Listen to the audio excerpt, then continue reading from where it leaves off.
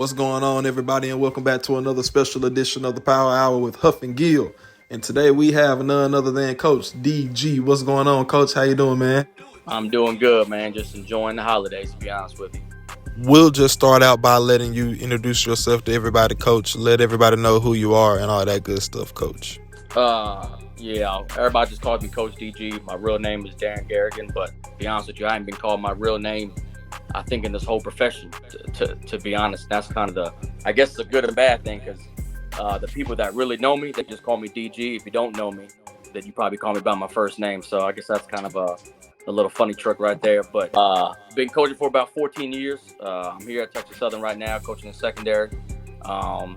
And it just pretty much started up. I started in high school back in Holman, Virginia, where I'm originally from, with the Woodbridge area. It's kind of northern Virginia, kind of by Washington, D.C. So I started out in the high school ranks for about 2 years. And then I finally caught on my break to go to East Central out in Ada, Oklahoma. Defensive coordinator hired me that actually he was coaching. I played at West Texas A&M to kind of scale it back a little bit. So originally from Virginia, went to junior college in Pennsylvania for 2 years. Got a scholarship to go play at West Texas A&M. And then I played arena ball for 2 years. I wasn't that good of a player. I was just kind of short and fast. And then that's when I got into the high school ranks. And then I caught on to East Central out in Ada, Oklahoma with the defensive coordinator. And then pretty much from there, he got a job at Texas A&M Commerce. He hired me again over there. So I was there for 4 years. We won the national championship. We had a lot of success. Then he got on the Incarnate Word there. Then he also brought me over there too. I was there for 4 years. We won 2 conference championships for 4 years. Wasn't a good program when we got there.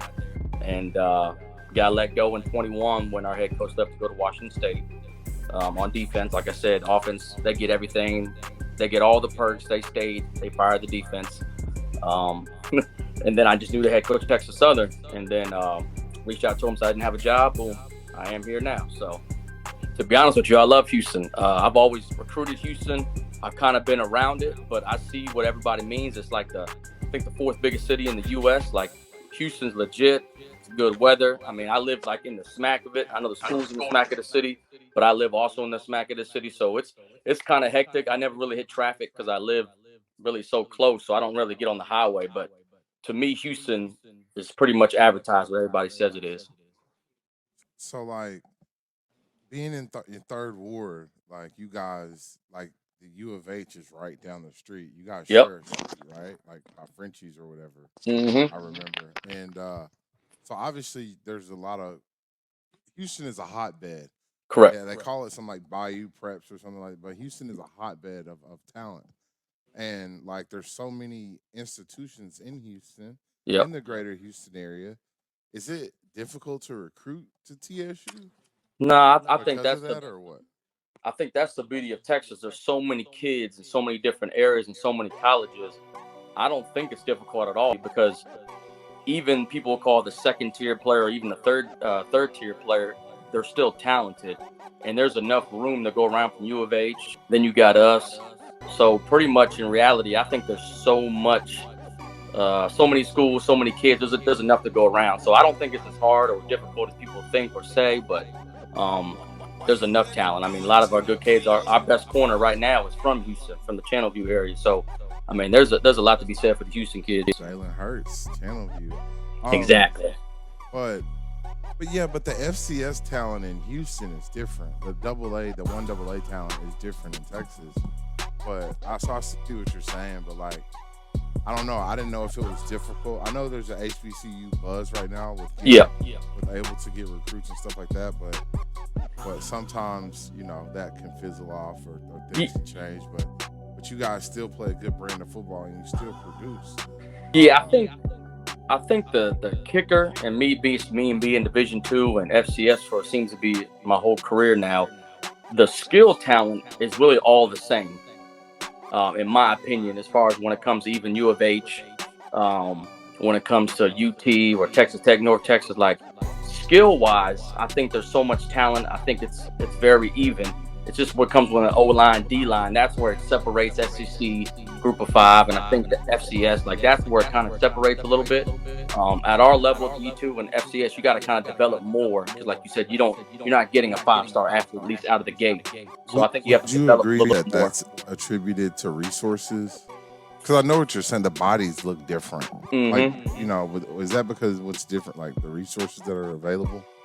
Yeah, I think so. It really comes down to money. I mean, Deion talks about it all the time. It's just about, for a student athlete, I mean, it's just about feeding them every 5 minutes. It's just more about the structure and what it looks like. But that doesn't necessarily mean that they're better. They just have more resources. And that's kind of my kicker on coaching. And that's where, when I was growing up or getting in the coaching game, is like, just because a guy's at a Power 5 school doesn't make him a better coach than somebody who's at an FCS level.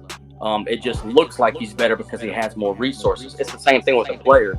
Like, I've had many players when I was at A&M Commerce and even here at Texas Southern, like, that are going to go to the next level and go to the NFL.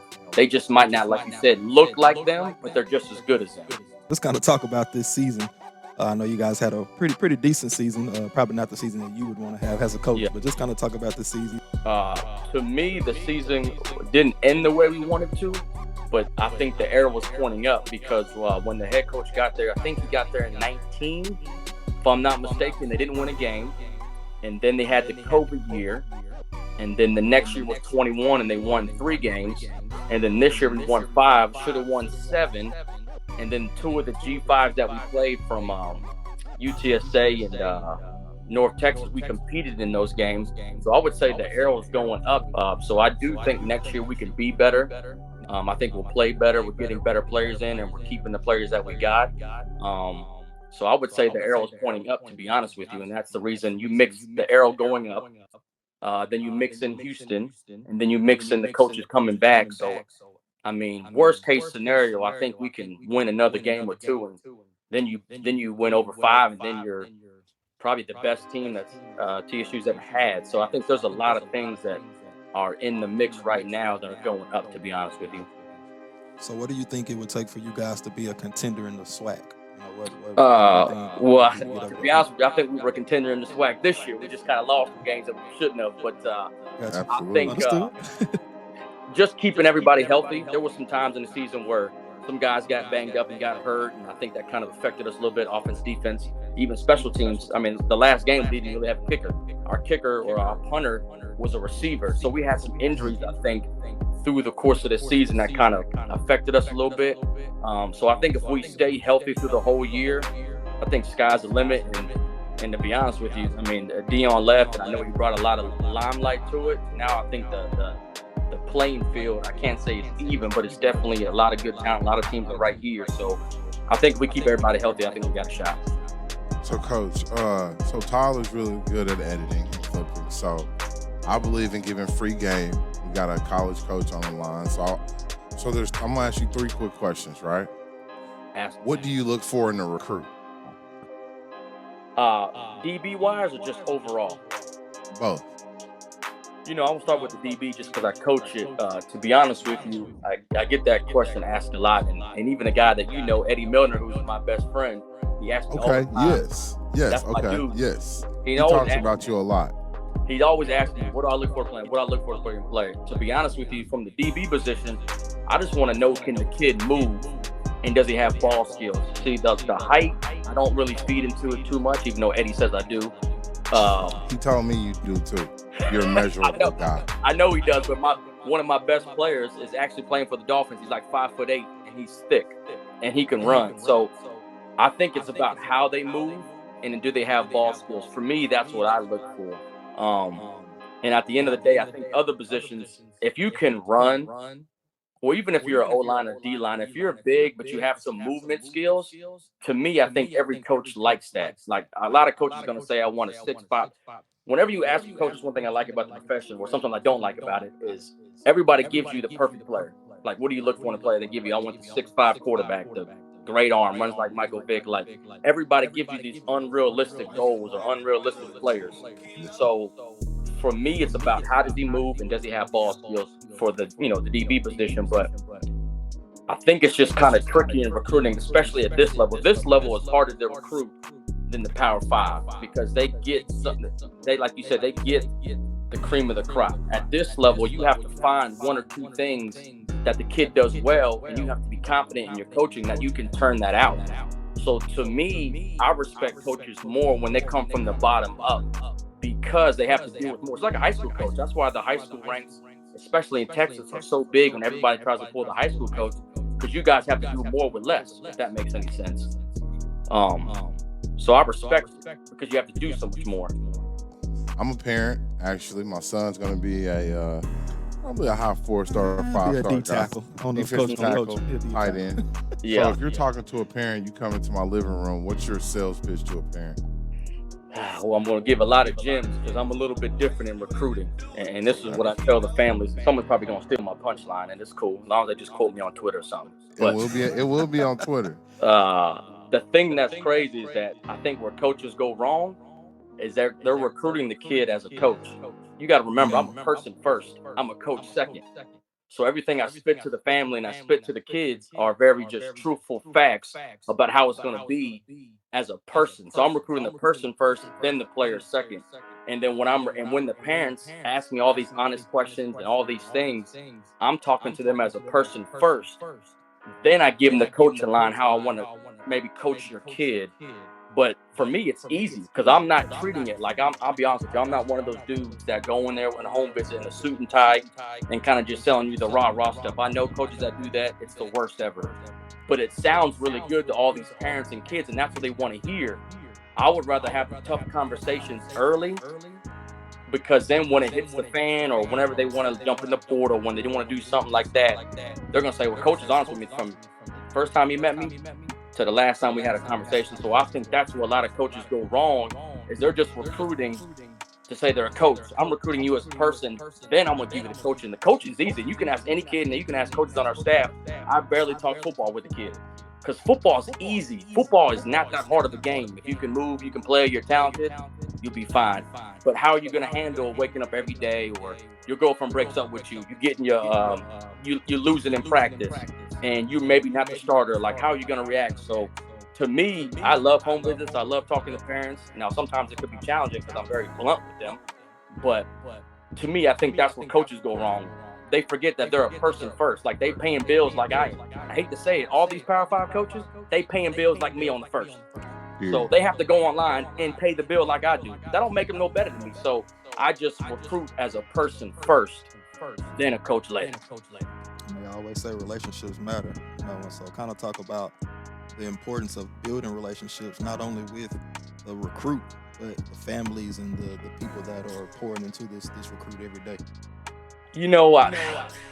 Again, I'm a little bit different. I do think relationships matter, and they're very extreme, and you can tell the relationships are strong when obviously you don't have to talk to the kid every 5 seconds, and that's called being needy. But it's more about every time you do talk to the kid, you're bringing up a point, or you're just giving them information that they need, or you're just always being honest with them. And I think through recruiting, everything seems to be so great early on, and then it dies down, and that's when relationship part comes in. So what I tell families, like, if I went to your home and was recruiting your son, I'm gonna say, listen, he had an offer, whatever. But you could lose that offer next week.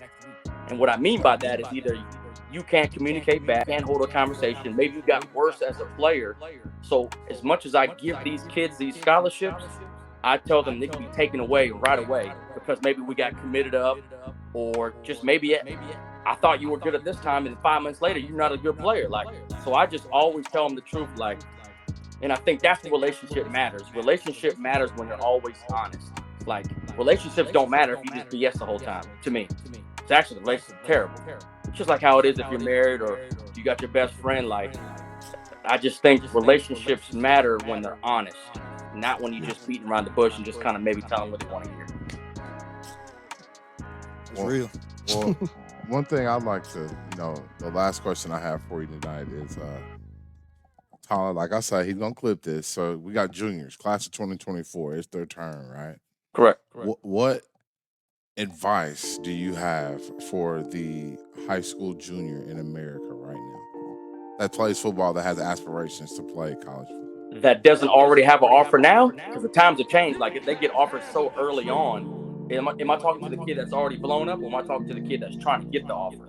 You're talking to both of them because we have a little bit of both. We have a phenom at our high school that's a national recruit. He's a young kid though.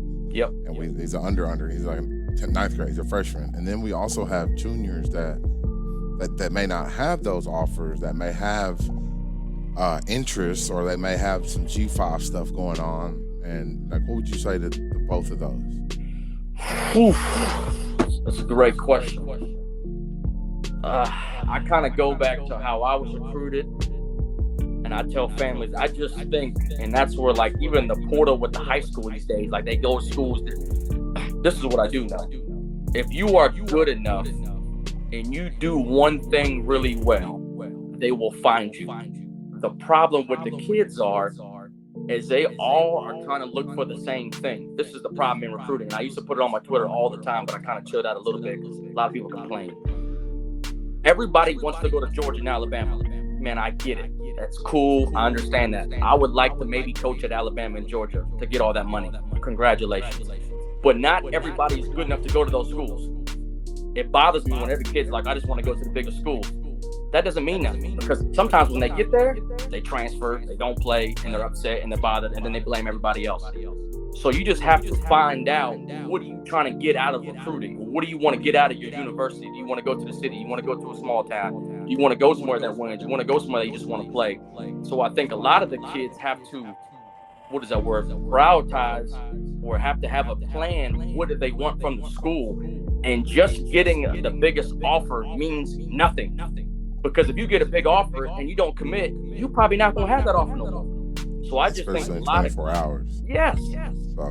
So I think say development, but that's just me. Yeah. So I just think it's like they're gonna find you. Like I can always say that they're gonna find you if you're good enough. The question is, when the school finds you, do you think you're too good for that school? I know there's kids and juniors that they want to go Division I, which could be FCS, G5, but they have 0 offers and they don't have no looks. No one talks to them. But a D2 comes, so I was D2 forever.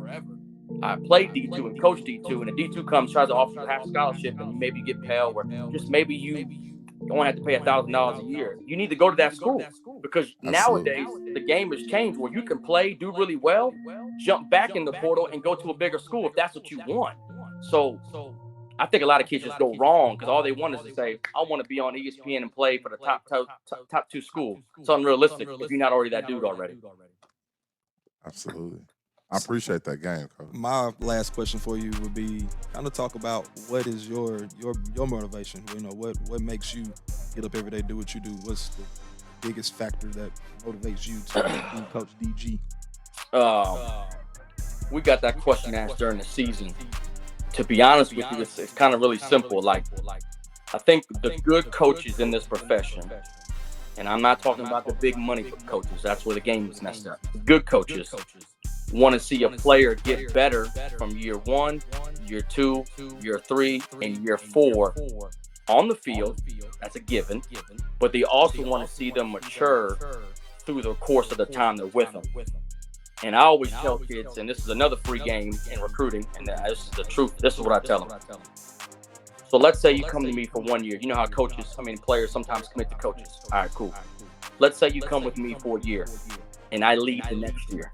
I tell them, you're going to learn more in that 1 year than if you would have went somewhere else for 4 years. You see what I'm saying?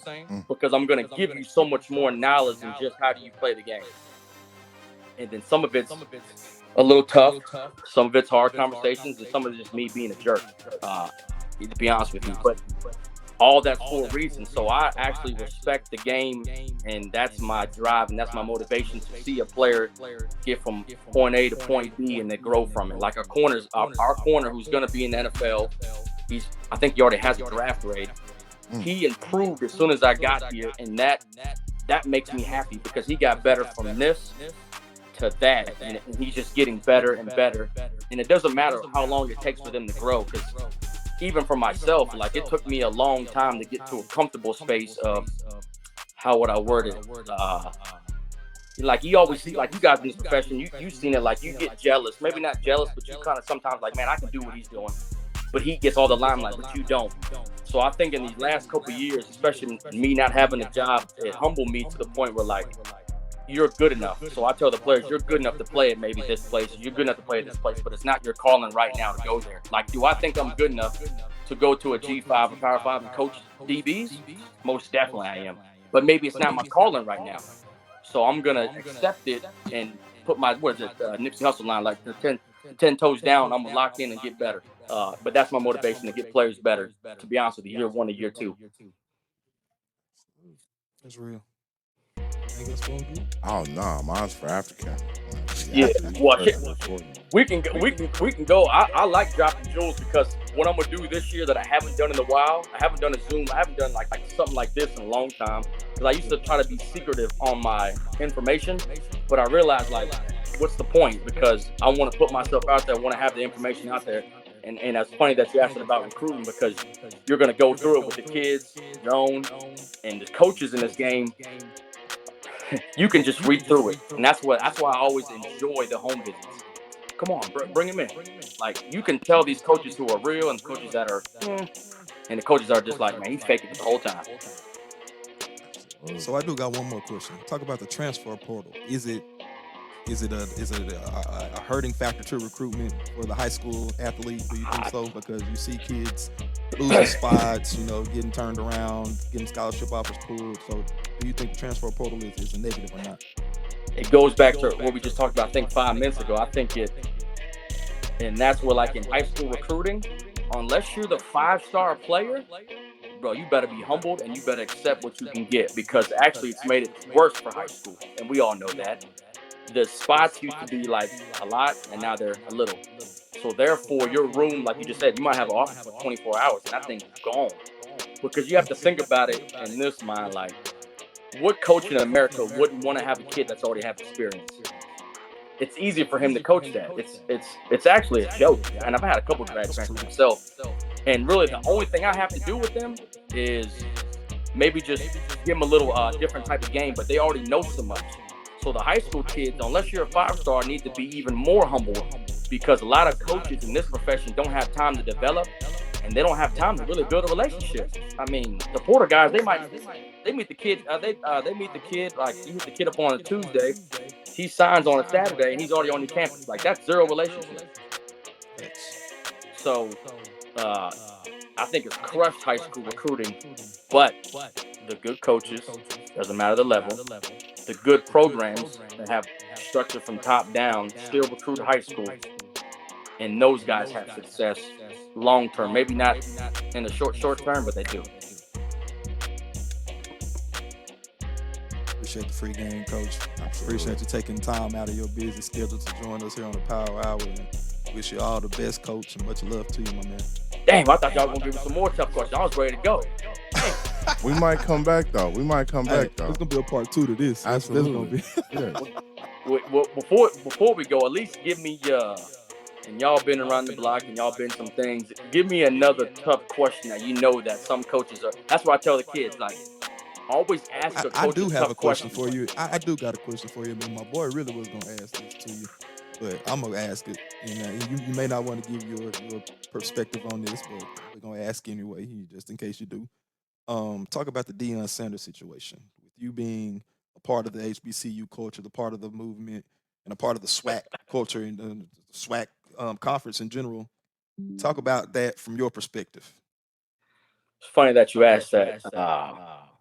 And you said you coached with him, so I know you got a personal relationship with him, probably. It's not personal. If it was personal, I'll be with him right now in Colorado, but I'm not. So I just work there. To be honest with you, a lot of people complain about black coaches don't get an opportunity.